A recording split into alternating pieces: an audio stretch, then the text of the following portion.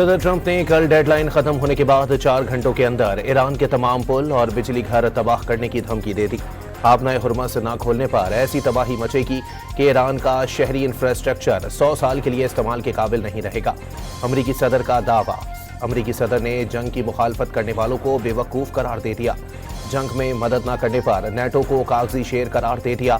Japan اور جنوبی Korea کو شمالی کوریا سے بچاؤ کے لیے 50,000 امریکی فوجیوں کی خدمات یاد دلا دی۔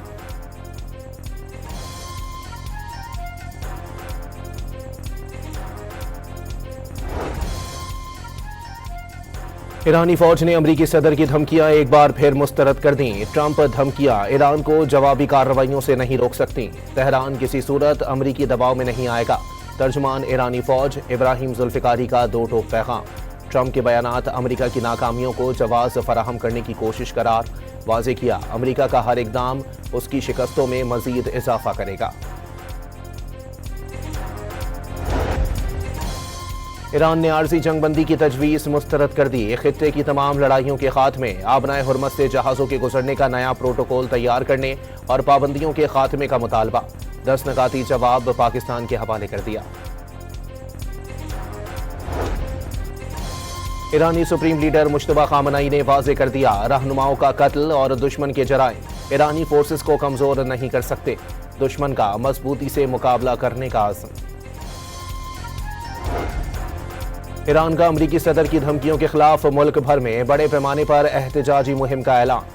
نوجوانوں، فنکاروں اور کھلاڑیوں سمیت تمام ایرانیوں سے آج دوپہر 2 بجے بجلی گھروں کے باہر جمع ہو کر انسانی ہاتھوں کی زنجیر بنانے کی اپیل۔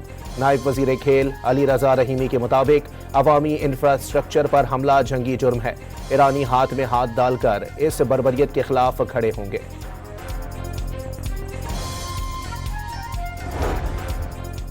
کینیڈا نے مشرق وسطی میں جنگ بندی کے لیے پاکستانی کوششوں کی حمایت کر دی۔ پاکستان اور کینیڈین وزرائے خارجہ کے درمیان رابطہ۔ اسحاق ڈار نے جنگ بندی مذاکرات میں پیش رفت سے متعلق آگاہ کیا۔ کینیڈین وزیر خارجہ انیتا آنند کا سوشل میڈیا پر پیغام۔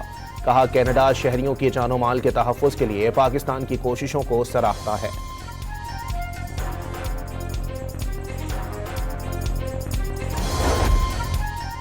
اقوام متحدہ کی سلامتی کونسل کا اجلاس آج ہوگا۔ آبنائے ہرمز کھلوانے کے لیے فوجی کارروائی کی بحرینی قرارداد پر ووٹنگ ہوگی۔ سعودی عرب کے شہر جوبیل میں آئل ریفائنری پر حملہ۔ حملے سے آئل ریفائنری میں آگ بھڑک اٹھی۔ آگ کے ہولناک شعلے بلند ہونے کی ویڈیو سامنے آ گئی۔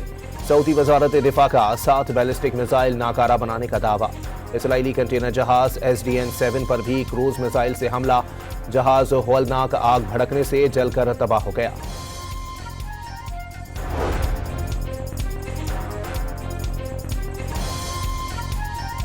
ایران نے شریف یونیورسٹی پر حملے کے جواب میں امارات میں امریکی AI سینٹرز کو نشانہ بنانے کی دھمکی دے دی۔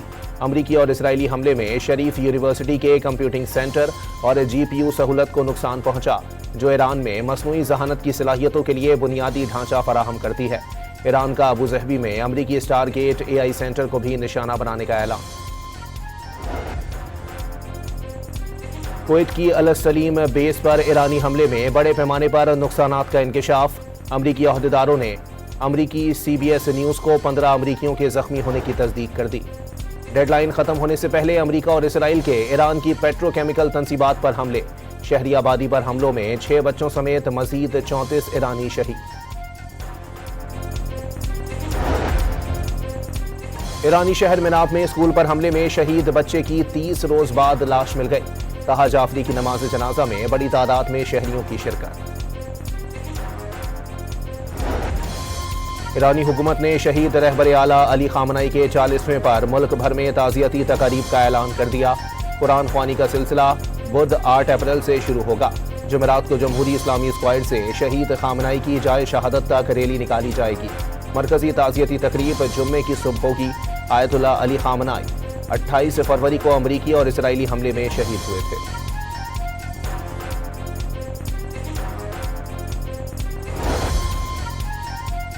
امریکہ میں ڈیموکریٹس نے وزیر دفاع پیٹ ہیگزٹ کے خلاف استعفے یا مواخذے کی تحریک پیش کرنے کا اعلان کر دیا۔ صدر یورپی کونسل انتونیو کوسٹا نے امن حاصل کرنے کا واحد راستہ سفارتکاری کو قرار دے دیا، تنازع مذاکرات سے حل کرنے پر زور، خبردار کیا مشرق وسطی میں کشیدگی میں اضافہ جنگ بندی اور امن کے حصول میں مددگار ثابت نہیں ہوگا، شہری انفراسٹرکچر پر حملوں سے گریز کا مشورہ۔ IMF کی جنگ کے تناظر میں مہنگائی کی خوفناک لہر کی وارننگ، تنازع جلد ختم ہو بھی جائے تو مہنگائی ضرور بڑھے گی، جنگ طویل ہوئی تو معیشت پر اثرات کہیں زیادہ شدید ہوں گے۔ MD IMF کرسٹلینا جارجیوا نے خبردار کر دیا، کہا جنگ سپلائی میں تاریخ کی بدترین رکاوٹ بن چکی ہے۔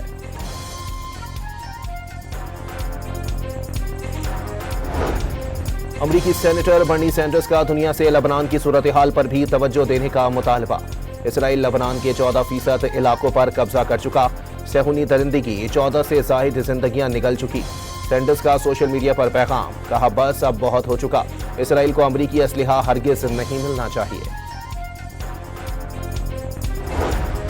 اسرائیل کی غزہ میں اسکول کے قریب پناہ گزینوں پر شدید بمباری، 10 فلسطینیوں کو شہید کر دیا، امریکہ کی زیر قیادت ہونے والے جنگ بندی معاہدے پر سوالات۔ دمشق میں زوردار دھماکے سنے گئے، شامی میڈیا کے مطابق اسرائیل کی جانب سے ایرانی میزائل حملے ناکام بنانے کے باعث آوازیں سنائی دیں۔ پاناما میں کینال برج پر آئل ٹینکر دھماکے سے پھٹ پڑا، کئی ٹینکرز جل کر راکھ، 4 افراد زخمی۔ پاناما کینال برج امریکی تجارت کے لیے اہمیت کا حامل ہے۔ سندھ کے علاوہ ملک بھر میں مارکیٹیں اور شاپنگ مالز کل سے رات 8 بجے بند، شادی ہال 10 بجے تک کھل سکیں گے، گھروں میں بھی شادی بیاہ کی تقریبات 10 بجے کے بعد ممنوع، بیکریاں، ریسٹورنٹس، تندور اور کھانے پینے کی دکانیں بھی رات 10 بجے تک بند کرنا ہوں گی۔ خیبر پختونخوا کے ڈویژنل ہیڈ کوارٹر میں بازار 9 بجے بند ہوں گے۔ سندھ حکومت بھی بچت اقدامات پر غور کر رہی ہے، وزیر اعظم کی زیر صدارت اجلاس میں توانائی کی بچت اور کفایت شعاری کے حوالے سے اہم فیصلے۔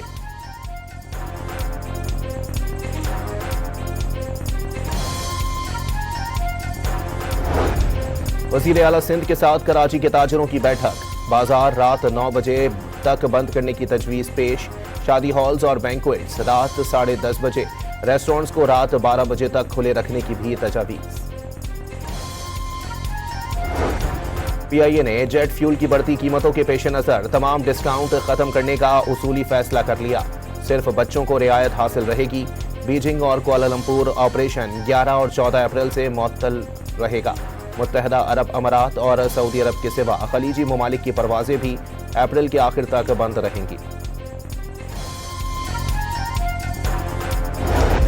اور PSL کے میچ میں ملتان سلطانز کی ایک اور کامیابی، راولپنڈیز کو 7 وکٹوں سے بآسانی ہرا دیا، 183 رنز کا ہدف 17ویں اوور میں پورا کر لیا، صاحبزادہ فرحان 68 رنز بنا کر نمایاں رہے۔